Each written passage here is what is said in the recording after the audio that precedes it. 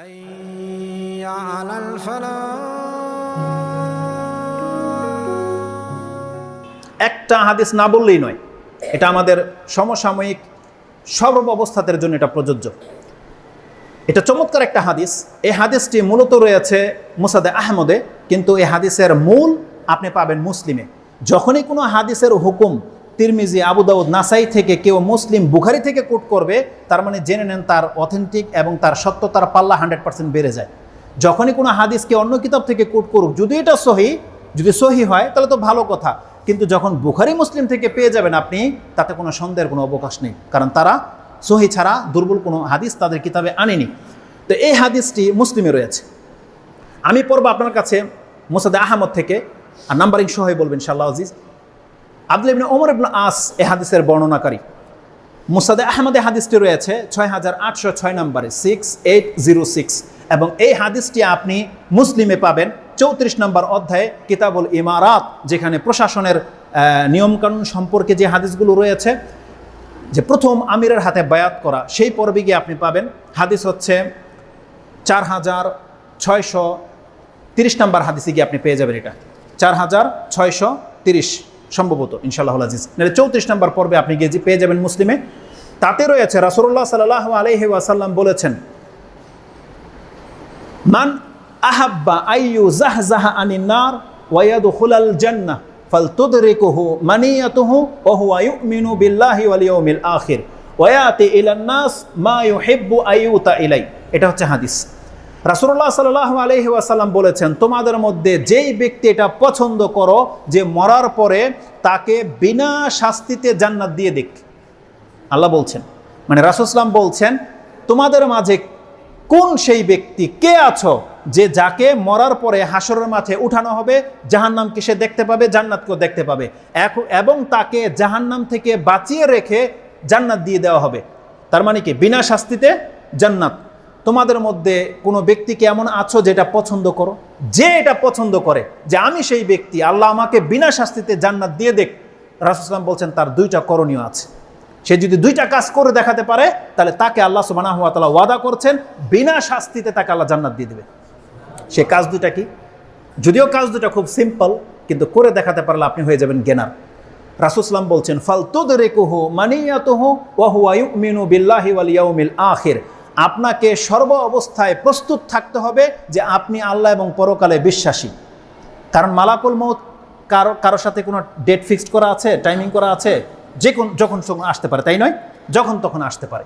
রাসূল সাল্লাল্লাহু আলাইহি ওয়াসাল্লাম বলছেন, মালাকুল মউত তো যখন তখন আসবে, এটা তো আমাদেরকে জানিয়ে দেওয়া হয়েছে। তুমি এখন জেনে নাও, তুমি প্রস্তুত থাকো। কি নিয়ে? তোমার সরঞ্জাম নিয়ে। যে কোনো সময় তোমার ডাক আসবে, আসো তোমার ফ্লাইট চলে আসছে, যাতে তোমাকে যখন ডাকা হবে তখন যেন তোমার কাছে দুইটা জিনিস থাকে। সেটা কি? ফালতুদরিকুহু মানিয়াতুহু ওয়া হুয়া ইউমিনু বিল্লাহি ওয়াল ইয়াউমিল আখির। তার অবস্থাটা যেন এমন হয় সে আল্লাহ এবং পরকালে বিশ্বাসী।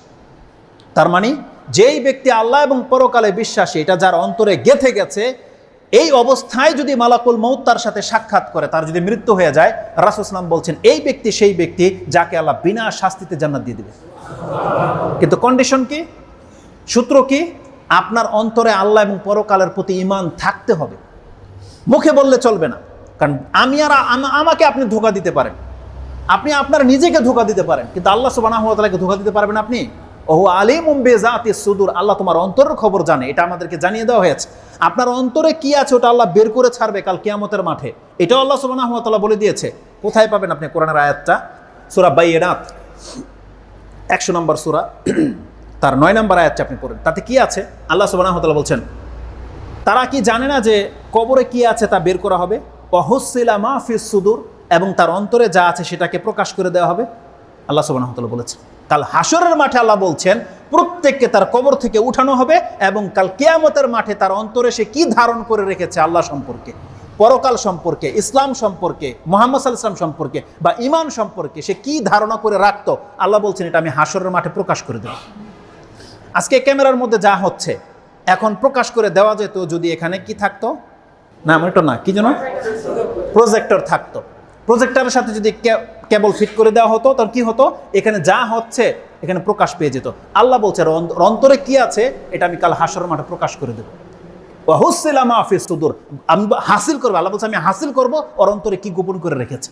তো রাসূলুল্লাহ সাল্লাল্লাহু আলাইহি ওয়াসাল্লাম বলছেন, যেই ব্যক্তির মালাকুল মউত এমন অবস্থায় তার সাথে সাক্ষাৎ করবে যে সত্যিকার অর্থে পারফেক্ট, সে আল্লাহ এবং পরকালে বিশ্বাসী, তার কোনো বিন্দু মাত্র ডাউট নাই, তার মানে রাসূল সাল্লাল্লাহু বলছেন এই ব্যক্তিকে আল্লাহ বিনা শাস্তিতে জান্নাত দিয়ে দেবে। এটা হচ্ছে ঈমানের পাল্লা। একটা কাজও করে দেখাতে হবে, সেটা কি? ওয়ায়াতি ইলান নাস মা ইউহিব্বু আইউতা ইলাই, এবং মানুষের সাথে তাকে ওই আচরণ করতে হবে যেই আচরণটা সে নিজের জন্য পছন্দ করে। এটা খুব কঠিন লাগছে, তাই না? আরে পরকালের প্রতি, আল্লাহর প্রতি বিশ্বাস তো মুখে বলে দিলেন, হয়ে গেল। কিন্তু রাসূল সাল্লাল্লাহু আলাইহি ওয়াসাল্লাম বলেছেন বিনা শাস্তিতে নাজাত পেতে হলে তোমাকে তোমার ভাইয়ের সাথে ওই আচরণ করে দেখাতে হবে যেটা তুমি নিজের জন্য পছন্দ করো। এটা আপনি কত দূরে নিতে পারেন, এই কথাটা নিয়ে নেন, কত দূরে নিতে পারেন। আপনার সামনে একটা ভাই অন্যায় করেছে, এই ভাই বলতে আপনার স্ত্রীও হতে পারে, আপনার সন্তানও হতে পারে, আপনার ছোট ভাইও হতে পারে, আপনার কোনো ওয়ার্কার হতে পারে না? সেকেন্ড পার্সন যেটা, যার সাথে আপনি বিহেভ করবেন, একটা রিক্সা চালক ভাইয়ের সাথে হতে পারে, একটা জুতা শিলি করে তার সাথে, একটা কৃষক ভাই হতে পারে, যে আপনার চেয়ে নিচে আছে। তার মানে আপনি তার সাথে ওই আচরণটা করবেন যে আচরণটা আপনি নিজের জন্য পছন্দ করেন। যে এই কাজটা করে দেখাতে পারবে, রাসূল সাল্লাল্লাহু আলাইহি ওয়াসাল্লাম বলছেন তাকে আল্লাহ বিনা শাস্তিতে জান্নাত দিয়ে দেবে। তার মানে আপনার সাথে কেউ অন্যায় করেছে, এখন আপনি ওকে থাপ্পড় দিবেন, এটা আপনার প্ল্যান বা এইম, টার্গেট, ওকে থাপ্পড় দিবেন, আপনার এটা জেগে গেছে। মাইন্ডটাকে চেঞ্জ করে নেন, ওই জায়গাটা আপনি, আর ওই লোকটা এখন আপনার স্থানে আছে, ও আপনাকে কি করবে, এটা কি চান আপনি? ও তো ভুল করেছে, রিক্সা আপনার পায়ে লাগিয়ে দিয়েছে, একটু কেটে গেছে বা কাপড়টা ফিরে গেল, লাগিয়ে দিয়েছে। এখন আপনি রিক্সার জায়গায় চলে যান, ওই লোকটাকে মালিক বানিয়ে দেন। এখন আপনার যে অপরাধ হয়ে গেছে, আপনি কি আশা করেন? আপনাকে এটা থাপ্পড় মারুক, এটা আশা করেন? আমি আর আপনি কি চাই তখন? আমিও চামো যে আমার ভুলটাকে ভুল ভেবে আমাকে মাফ করে দেখ, তাই তো না?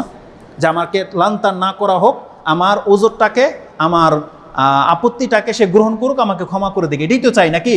নাকি আপনি চান যে আমাকে এখন আমার মা বোনকে নিয়ে গালাগালি করুক আর আমাকে থাপ্পড় মারুক? এটা চাই কেউ চাই না। তার রাসূল সাল্লাল্লাহু আলাইহি ওয়াসাল্লাম বলছে তুমি যদি বিনা শাস্তিতে জান্নাত পেতে চাও, তুমি ওই ভাইটার সাথে এই আচরণটা করে দেখাও। যদি করে দেখাতে পারো, তোমাকে আল্লাহ বিনা শাস্তিতে জান্নাত দিয়ে দেবে। খাদ্যের ক্ষেত্রে, আপনার বাসায় যখন কেউ আসে, আপনার উচ্চ লেভেলের গেস্ট যারা, তাদের জন্য আপনি যে খাদ্যের ব্যবস্থা করেন, আপনি দেখেন তো এটা কি আপনার ওই নিম্নমানের ভাইয়ের সাথে যে অত পয়সাওয়ালা না, তার জন্য কি ওই একই মানের খাদ্য অ্যারেঞ্জ করেন, নাকি আপনার ওয়াইফকে বলেন কি আছে আজকে বাসায়, বলে যে হালকা খিচুড়ি টিচুড়ি আছে, ঠিক আছে হয়ে যাবে, এটা দিয়ে হয়ে যাবে। আর যখন বলা হয় অমুকে আসবে, তখন বলছে কি আছে, বলতেছে যে খিচুড়ি ভুনা করেছে, এটা হয় নাকি, একটা টিকা করো, একটা ফ্রাই করো, একটা এটা করো, এটা করেন কিনা? এইরকম যদি করেন তাহলে সুবহানাল্লাহ, মানে এই গুণটা হাসিল হবে না।